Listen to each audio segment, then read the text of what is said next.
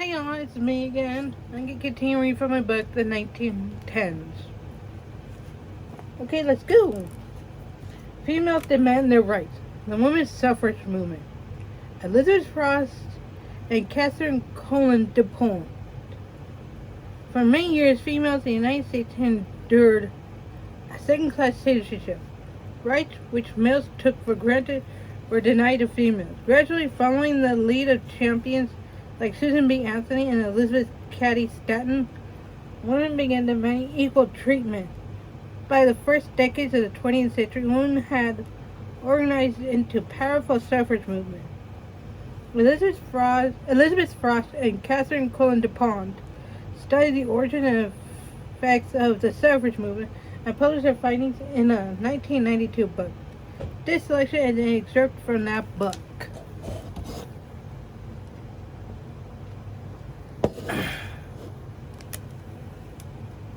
When Lucy Stone, Elizabeth Cady Stanton, and Susan B. Anthony died, their natural rights argument for suffrage was replaced by one stressing its usefulness. Where the earliest leaders had looked for authority to the Declaration of Independence, their successors looked to any number of investigatory reports about the wages and hours of working women.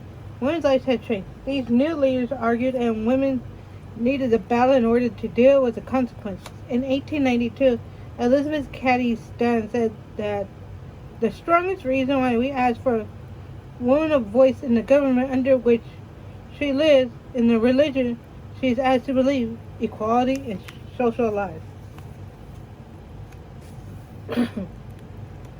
A place in the trades and profession is because of her birthright to self-sovereignty. By the early part of the 20th century, Melinda Scott, a hat trimmer in a New York factory, had found in her place in the trades reasons of her. If women had the ballot, she explained, they would have dared to pass the 54-hour bill. I do not want to be governor of the state. But I do want the ballot to be able to register my protest against the working conditions that are killing and maiming. Working conditions that were indeed dreadful for many women. Garment workers, for example, frequently worked 11 and 12-hour days, 6 or 7 days a week, in buildings that were poorly maintained, dimly lit, and often in violation of safety codes. They not only were paid meager wages, but were also expected to use those funds to purchase their own sewing supplies.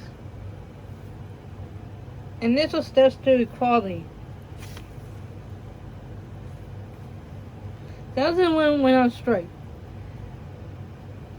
As the winter of 1909 began, the employees of the Triangle Shirtwaist Company of New York left the factories from every side, all of them walking down toward Union Square. The spirit of a conqueror led them on. The shirtwaist workers of Philadelphia struck that same winter. The following year, 14 women walked out on Hart, Schaffner, and Marx in Chicago, and 8,000 co-workers followed. And in 1912, women were among the 20,000 textile workers to strike in Lawrence, Massachusetts. There had been strikes before, but none of men or women to equal these strikes in size or duration. Women stayed out on strike despite arrests, beatings, and the need for wages with which to feed their children. This last need was real. During the winter of the Chicago strike, 1,250 strikers, or wiser strikers, gave birth. One newly delivered woman explained her continued support of the strike. It is not only bread we give our children. We live by freedom, and I will fight till I die to give it to my children. The members of the Women's Trade Union League, WTUL, worked to ensure that women didn't die in this particular fight. The WTUL was an organization that joined women factory workers with women from the middle and upper classes, including such well-known society women as Anne Morgan, Elva Belmont, Mrs. Henry Morgenthau, and Helen Taft, the president's daughter. Those from the moneyed half of the partnership were called allies. Although some of the factory workers found some of their allies patronizing there is no dispute about the amount of aid rendered. In New York, 75 of what some called the Mink Brigade joined the picket lines and many were arrested along with the strikers. Others raised bail money for the arrested factory workers and secured legal representation for them. They did what they could to end the police brutality taking place daily. Individually, they acted as witnesses, brought charges against abusive foremen and police, and monitored the courts day and night to ensure fair treatment of the arrested strikers. When police brutality continued, the WTUL and 10,000 sympathizers marched in protest to City Hall. Not all those active in the labor movement appreciate efforts to link labor rights and women's suffrage. Mother Jones, for example, hardly resented it. Militia methods found their way into the women's suffrage campaigns. Well, in 1887, Elizabeth Cady Stanton had written, "If all the heroic deeds of women recorded in history and our daily journals have not yet convinced our opponents that women are possessed of superior fighting qualities, the sex may feel called upon in the near future to give some future illustrations of their prowess. Of one thing they may be assured, that the next generation will not argue the question of women's rights with the infinite patience we have had for half a century." One younger person notably lacking in patience was Cady Stanton's own daughter, Harriet. Because American graduate schools were largely closed to women, Harriet Stanton Blatch had attended graduate school in England. There in 1882, she married a British citizen, losing her own United States citizenship in the process.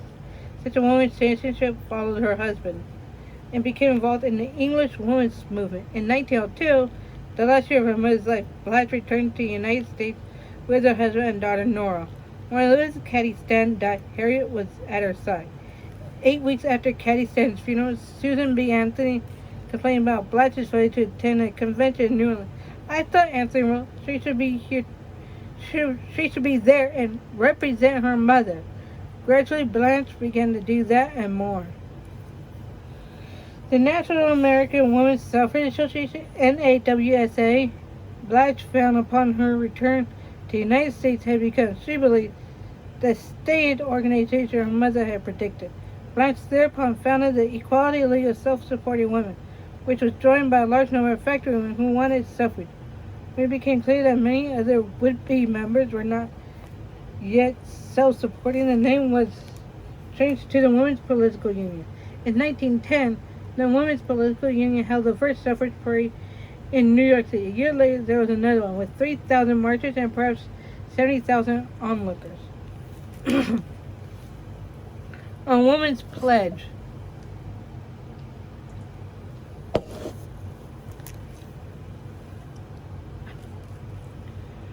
To gain equality, women adopted many measures. One was to sign a pledge promising certain actions. Following used in 1910 provides an example of such pledges. "I hereby promise that one I will give what I can and do my share of the work to gain votes for women. 2, I will not give either money or service to any other cause until the women of New York State have been enfranchised." Pledge prepared by the Women's Political Union, made available for signature December 10, 1910. And Blatch and Lutch's challenging years, 137. Okay. Women strike back.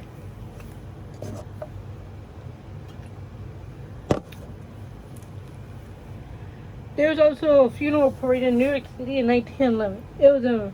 It was in memory of 146 victims, mostly female, at the Triangle Shirtwaist Company fire. The employees of this company had gone on strike 2 years before, but their working conditions had not changed. The building had inadequate fire escapes and no sprinkler system. Worse, the doors were locked from the outside to prevent women from leaving during working hours. When the fire broke out on March 25, 1911, the women were trapped. They clung to the break-in fire escapes on the 9th floor. Firefighters tried to reach them, but the ladders stopped at the 6th floor. Women jumped from the windows and died on the sidewalk. Other women remained inside, died of burns or suffocation. That night, the 26th Street Pier was filled with 146 corpses and 2,000 people in search of their loved ones' bodies. It took a week to identify the dead, and 7 women could not be identified at all. The outraged members of the New York Women's Trade Union League and the International Ladies Garment Workers Union planned a funeral for the unnamed women. When Mayor Gaynor had the bodies buried in the city plot, the women's funeral procession was conducted with an empty hearse.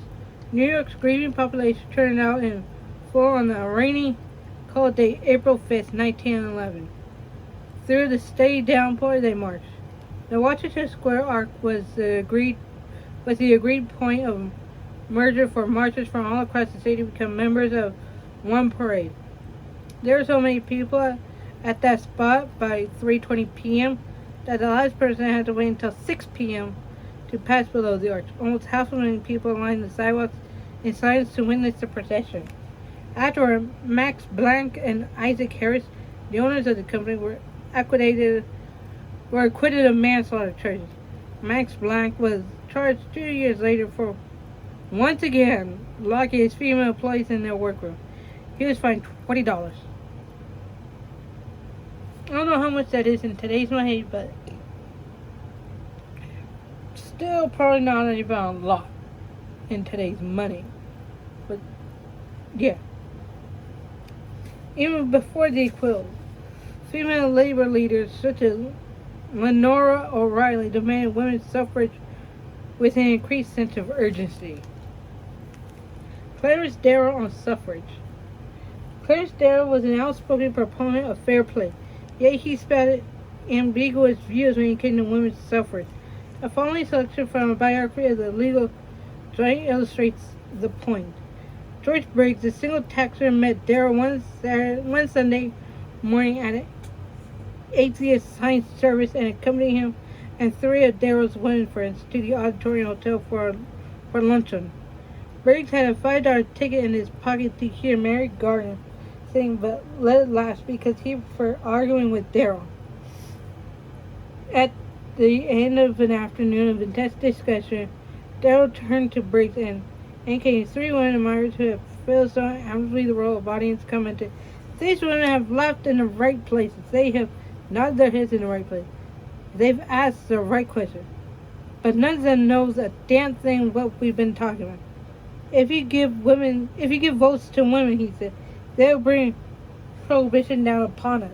Another friend relates, "I remember making some remarks about the desirability of women having the same rights, privileges, and duties as men." Darrow replied, "I am not so sure about that. We know that nature makes the least differentiation between the sexes in her lowest orders.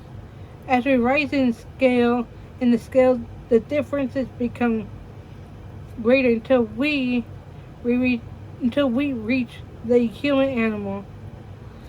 It is greatest of all. I think possibly it is better that way." He confided to Gertrude Barnum that votes for women would put progress back 50 years, but voted for suffrage anyway.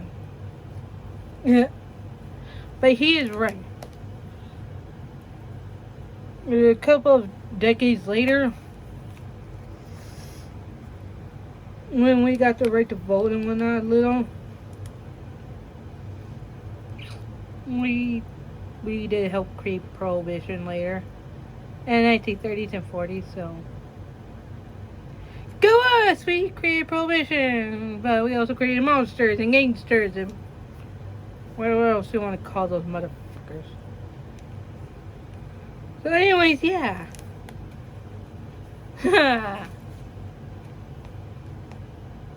March toward parity. Partying. I don't know how you say that word.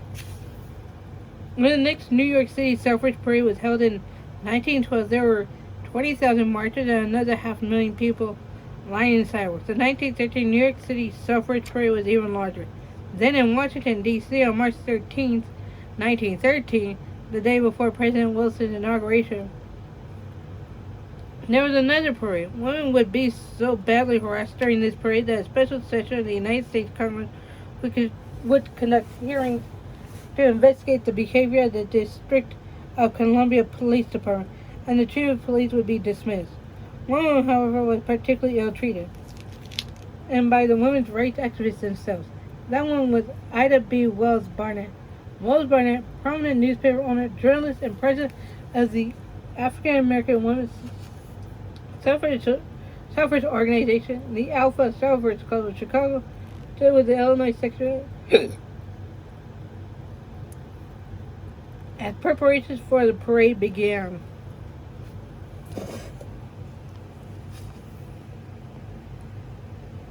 When women from the southern states refused to participate in an integrated event, NAWSA officials asked Wells Barnett to join a special Negro Women's Contention. Fellow suffragists of European descent argued among themselves about the need to keep as many Southern women as possible in the suffrage movement. Few of these women spoke up to say that Wells Barnett should be welcomed regardless of potential Southern defection. Wells Barnett finally said that she would join Illinois' contingent, or none at all. Then she left. When the parade started, Ida B. Wells Barnett was among the many bystanders. As the state's contingent passed before her, she left the crowd and took her place in the parade. 2 European American women then left their assigned places to march with her side. The parade Wells Barnett joined had not been going smoothly. Passages through the streets had been arranged in advance with the police department. Police officers on duty were instructed to give every attention to protecting those compromised in the parade against embarrassment and afford them every security. Those orders were not obeyed.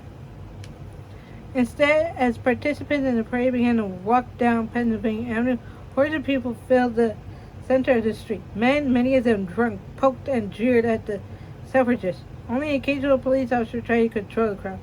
As one woman called for U.S. senators, there was no space whatsoever. There was not 10 inches between us and the crowd. I had with me a member of young girls in our division, my daughter and one or two others. And the crowd did hoot and jeer and make the most insulting remarks to these girls. They tried to grab their flowers away from them, and one man stuck his foot up. She tripped, but did not fall, because the crowd was too dense. There were 2 policemen standing together that were egging the crowd on to jeer, and as themselves were making remarks to us and jeering. Asked why she didn't complain to the police, the witness asked. None of us complained. I simply told the young girls to keep out of the way. I was just as much alarmed at those policemen as I was at the crowd. Even after the experience, the people who were becoming malicious suffragists continued to use whatever methods they could to call attention to their cause. Emmeline Pankhurst, the self-described hooligan woman from England, was invited to speak in Carnegie Hall. Mrs. Richard Hornsby and several of her suffragist friends flew an airplane above President Wilson's yacht and dropped petitions on board. These were strategies of which Carrie Chapman Catt, the re-elected president of NAWSA, and by now a superb tactician, did not approve. Working through a network of state organizations between 1907 and 1916, NAWSA and its affiliates had helped secure suffrage in Washington, California, Arizona, Kansas, Oregon, Montana, Nevada, Illinois, and Alaska Territory. Moreover, by 1960, she had quietly established a rapport with President Wilson. Instead, she very politely addressed the NAWSA's Executive Council after the organization's 1916 convention. The convention would not adjourn should it sit until Christmas. Catt told her national officer and state chapter president unless it adopted a legal and sensible policy towards a federal amendment. Catt herself had devised such a plan. Using military metaphor, she described a new campaign to secure women's suffrage in at least 36 states that never needed to ratify a federal amendment. Once this was accomplished, voting women would apply organized pressure to get a federal amendment passed by their representatives and senators and ratified by the members of their state legislatures. In secret, more than 36 state chapter presidents signed a document Pleasant South City camping. It'll be Carrie Chapman Cat's winning plan. Please comment, rate, and subscribe down below. And if you're on YouTube, please ring that bell notification so that you can know when I upload. And if you're on TikTok, please like and follow my videos. And on YouTube, let's get to 50 followers. And on TikTok, let's also get to 50 followers. So that I can show you guys what that special thing is I'm going to do. And anyways,